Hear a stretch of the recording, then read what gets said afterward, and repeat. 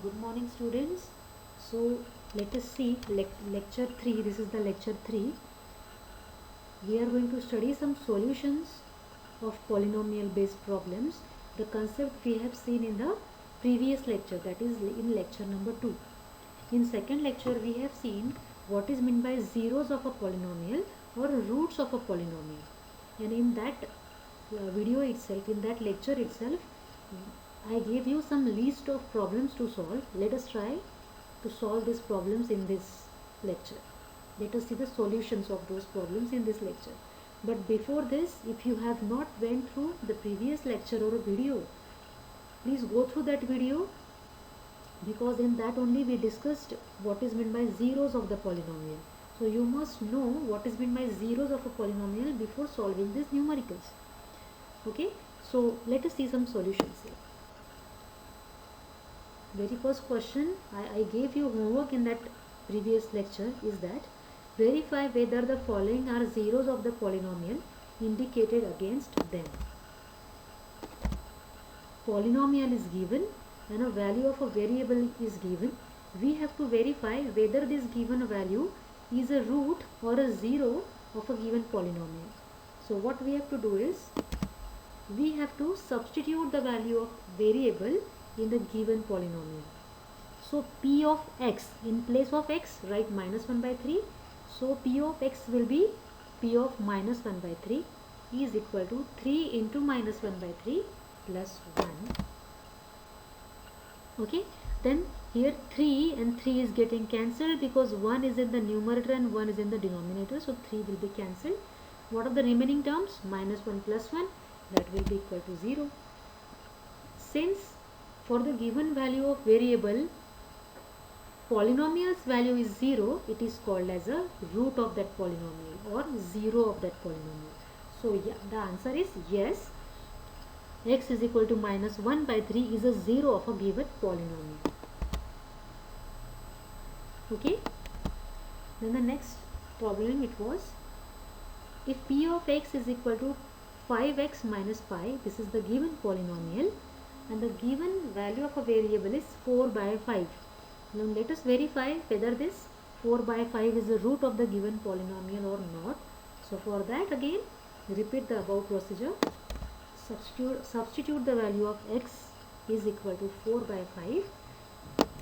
We will have p of 4 by 5 is equal to 5 into 4 by 5. In place of x write 4 by 5 minus pi. Again here 5 is getting cancelled. What are the remaining terms? 4 minus pi. So 4 minus pi is not equal to 0. That's why the given value of a variable, that is 4 by 5, is not a root of given polynomial.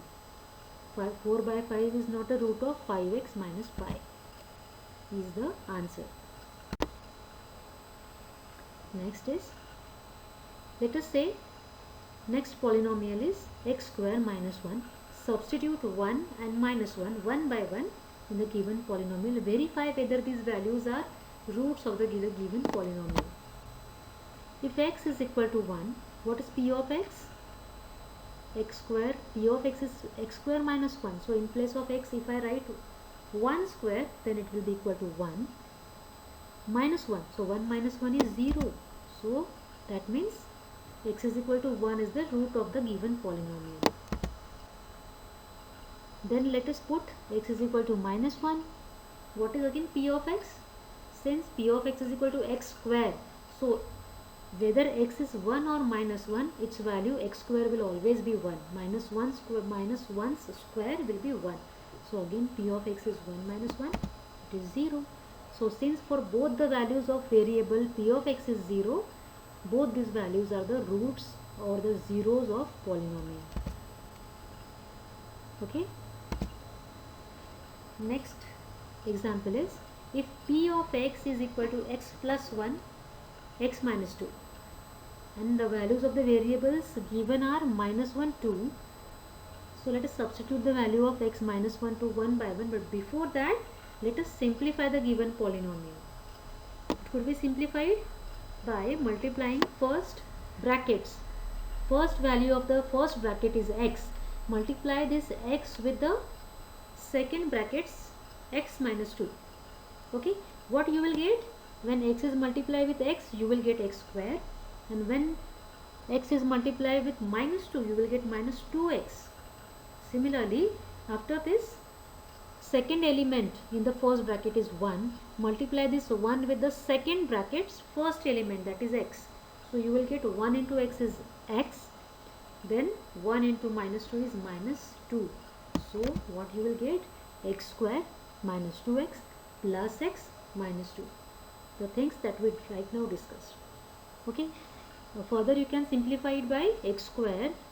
Minus 2x plus x will be minus x. So I can write x square minus x and minus 2 as it is. This is the simplified equation. Now substitute x is equal to minus 1 and 2 in the given equation. So when x is equal to minus 1, what is p of x or p of 1? X square, that is 1, plus x is equal to minus 1. So minus of minus 1 is plus 1. 1 plus 1 minus 2. It will be equal to 2 minus 2. If you simplify it, it will be equal to 0. Now if x is equal to 2, then what is the answer? 4 minus 2 minus 2. That means 4 minus 4, again it is equal to 0. Hence both the given values of the variable, that is minus 1 and 2, they are the roots of the given polynomial.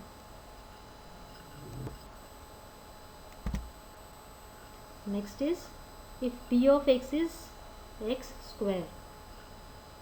Now it is very simple. Easily you can see that if x is equal to 0, then p of x will be equal to 0. Okay.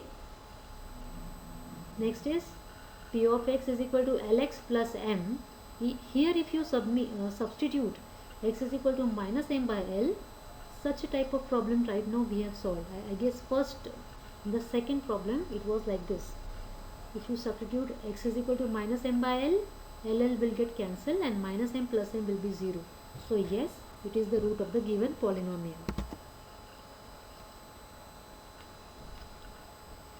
Next example is 3x square minus 1. Substitute these values 1 by 1, minus 1 by root 3, 2 by root 3. Let us take first value. For x is equal to minus 1 by root 3. What will be the given polynomial? 3 into minus 1 by root 3 whole square minus 1. What is the square of minus 1 by root 3? Square of minus 1 is 1 and square of root 3 is 3. So it will be 1 by 3. So 3 into 1 by 3 minus 1. 3 will get cancelled again because 3 and 3, there 1 is in the numerator, 1 is in the denominator. So what are the remaining terms? 1 minus 1. Again that is 0. So minus 1 by root 3 is a required 0. For x is equal to 2 by root 3. What is the equation?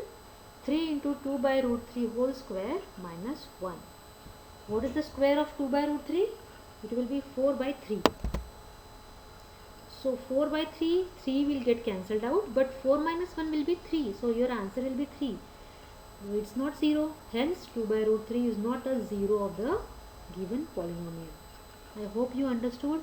Wherever if you think that you are not getting anything, please let me know through the comment section.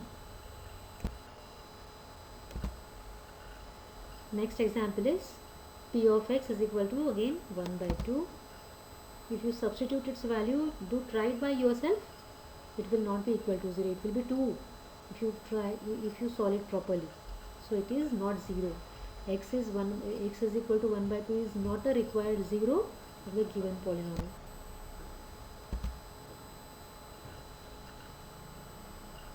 Now next question is, find the 0 of the polynomial in each of the following cases. In previous examples, the value of variable was given and we have to verify whether the given value is it's 0 or not. Now in the next question, we have to find its root or 0. The polynomial is given and we have to find their roots or their zeros. So very first example is, if p of x is equal to x plus 5, find its 0. What is the procedure? We discussed the procedure in the previous class. Let us repeat it again to solve this. So to find root or a 0, equate x plus 5, that is given polynomial, equal to 0. So if x plus 5 is equal to 0, what is the value of x you get? It will be minus 5. So x is equal to minus 5 is the required 0 or a root of the polynomial. So the required 0 is minus 5. I hope you understood. Second example is, if p of x is given 2x plus 5. Now to solve this, again repeat the same procedure we did for the previous example. Equate 2x plus 5 with 0. What we get? 2x plus 5 is equal to 0. Try to find the value of x. It will be equal to minus 5 by 2. So this is the required 0 or a root of the polynomial. So what you have to do is, whenever you need to find root or a 0 of the polynomial, you have to equate the given polynomial with 0 and try to find the value for x or the variable, and that will be the required 0. Let us see again, this is very simple example. If p of x is x minus 5, the root of the given polynomial will be, yes, it will be 5. Equate it with 0, you will get 5. If p of x is 3x minus 2, equate it with 0, what will be x? 2 by 3.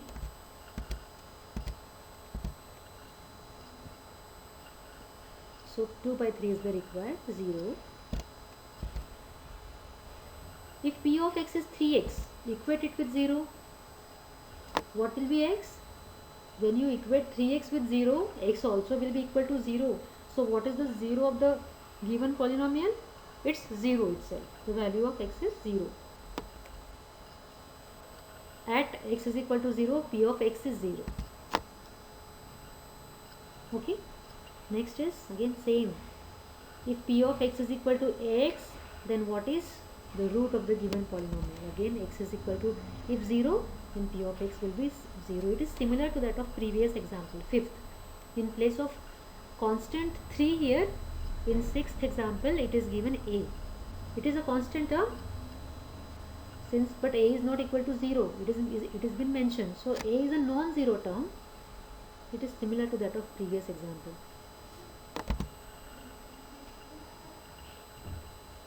Now if p of x is given cx plus d and c is not equal to 0, so c is a non-zero constant and c and d are real numbers. They both are the real numbers. So equate cx plus d is equal to 0. What is, try to find the value of x? Minus d by c is the required 0. Okay, these many questions were given in the previous class and we tried to solve it. We can solve other example also, the hard examples in the next classes when we study the given topic further. Let me know if you have any queries till this. In the next class we will see dividend rule. So what is it and how to find it, we will see in the next class. So till that time, thank you and bye.